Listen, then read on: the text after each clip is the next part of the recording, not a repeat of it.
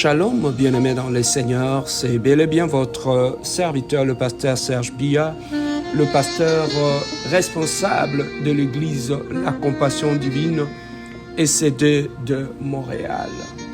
Aujourd'hui, bien-aimés dans le Seigneur, j'aimerais aborder avec vous, dans le cadre de notre émission Le son de la trompette, un thème qui est aussi important, que beaucoup de chrétiens se le posent cette question: pourquoi Dieu ne me parle plus? Bien-aimés, Dieu est un Père pour nous. Il est très important, bien-aimés dans le Seigneur, dans notre progression, dans notre marche, que nous puissions avoir un Père avec qui nous pouvons parler et qui peut nous répondre.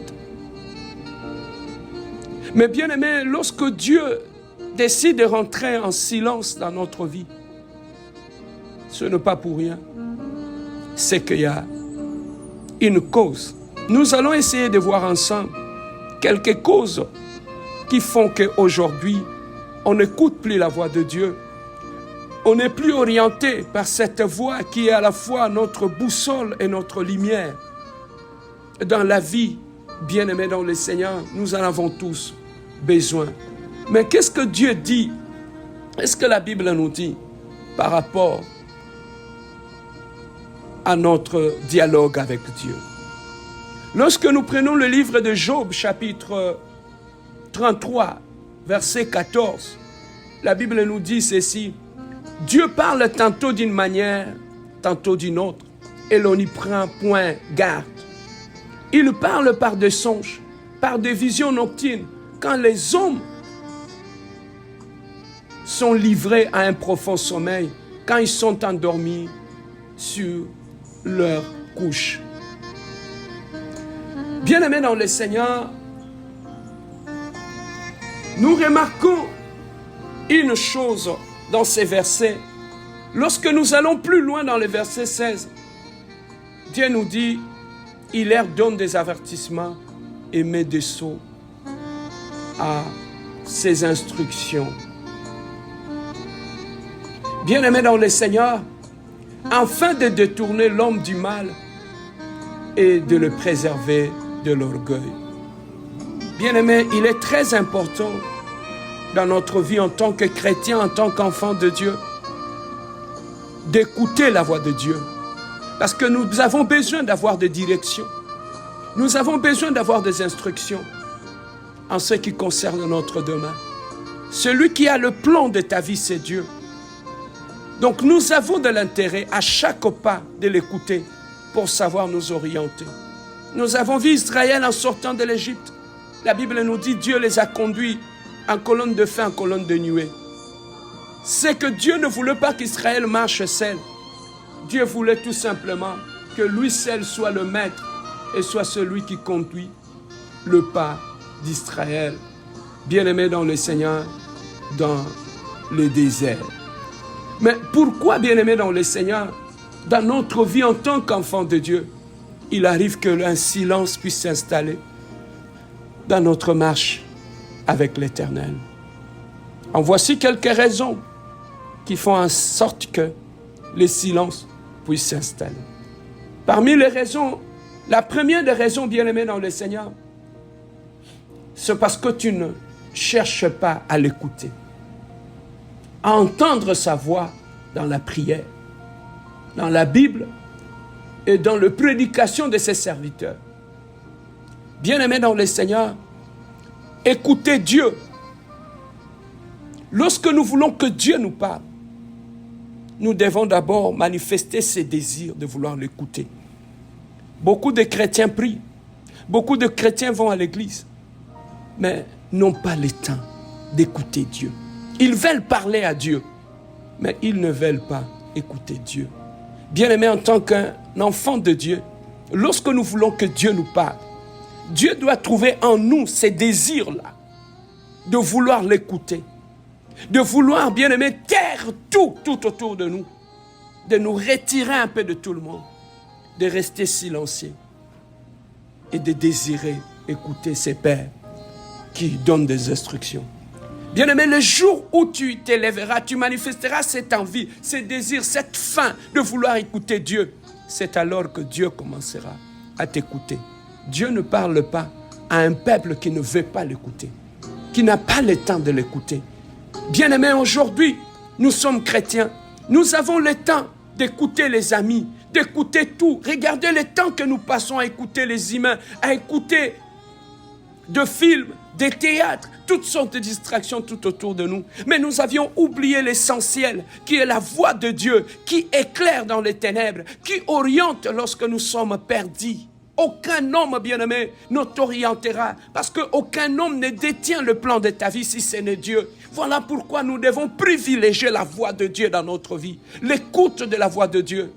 Bien-aimé, dans la méditation de la parole, dans l'écoute de prédication. Nous écoutons des prédications, mais est-ce que sainement, nous disons à nous-mêmes que c'est Dieu qui nous parle ou ce sont les hommes qui nous parlent?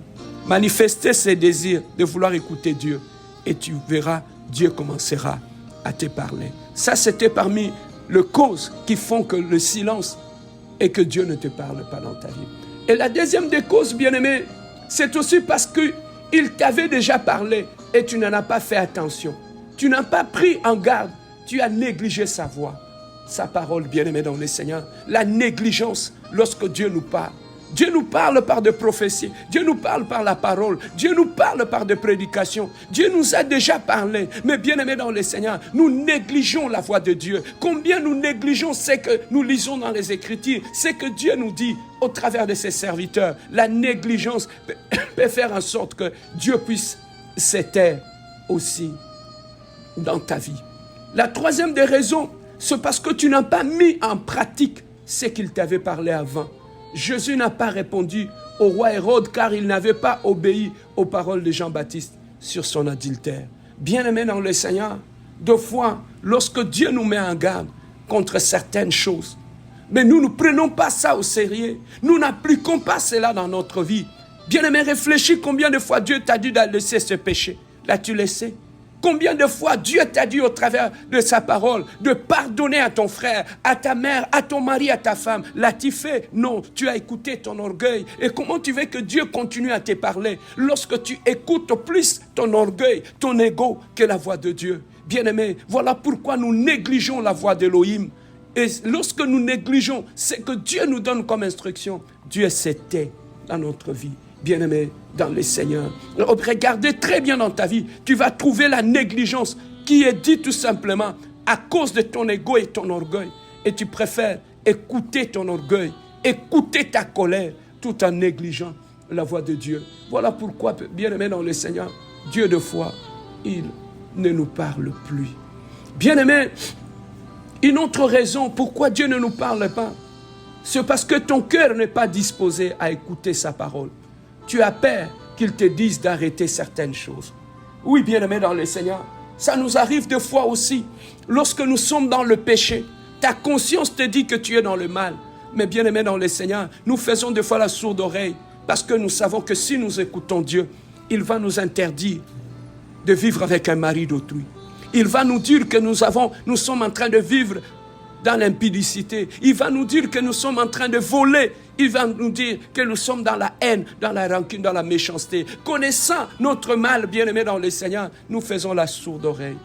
Bien-aimé dans le Seigneur, et lorsque Dieu voit ce genre d'attitude en nous, il nous sera difficile, bien-aimé, que Dieu puisse nous parler, parce que notre cœur ne s'est pas disposé à écouter Dieu. Et parmi notre raison qui fait en sorte que Dieu ne nous parle pas, c'est parce que tu critiques ces envoyés qui parlent à son nom. Bien-aimé, Israël n'a pas écouté les envoyés de Dieu et Dieu a fermé sa bouche. Bien-aimé, deux fois, Dieu nous envoie ses serviteurs pour nous avertir. Est-ce qu'avons-nous le temps d'écouter ces gens-là? Est-ce que nous les écoutons? Combien de prédications as-tu entendu sur le pardon? Arrives-tu à pardonner? Combien de prédications as-tu entendu, bien-aimé, sur l'impudicité, sur l'adultère, sur le mensonge, sur la méchanceté? L'as-tu abandonné? Bien-aimés dans le Seigneur, nous négligeons les hommes de Dieu, nous négligeons le prophète de Dieu, nous négligeons tous ces gens que Dieu met tout autour de nous pour nous avertir sur le mal que nous sommes en train de faire. Mais nous négligeons les envoyés de Dieu et Dieu s'est tué. Voilà pourquoi, bien-aimés, même en Israël, lorsque Israël commençait à tuer les prophètes de Dieu, lorsqu'il négligeait les envoyés de Dieu, Dieu ne parle plus. Bien-aimé, c'est très dangereux dans ta vie lorsque Dieu ne parle plus.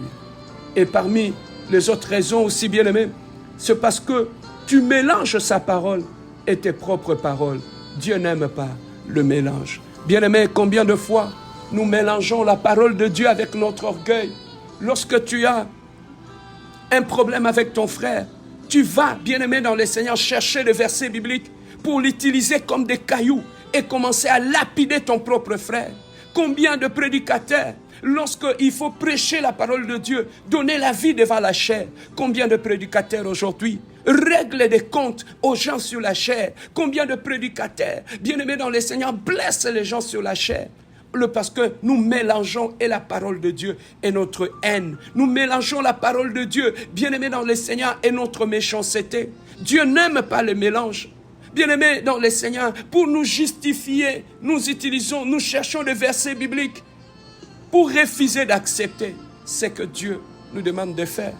Combien de fois, lorsque Dieu te demande de pardonner, et tu mélanges cette parole-là avec ta haine, et tu cherches des morceaux d'écriture que tu coupes, tu interprètes très mal pour justifier ton impudicité, pour justifier ta vie d'alcoolique, pour justifier ta vie de rancunier, pour justifier ton orgueil. Bien-aimé, Dieu n'aime pas cette vie de mélange. Voilà pourquoi, des fois, il ne nous parle plus.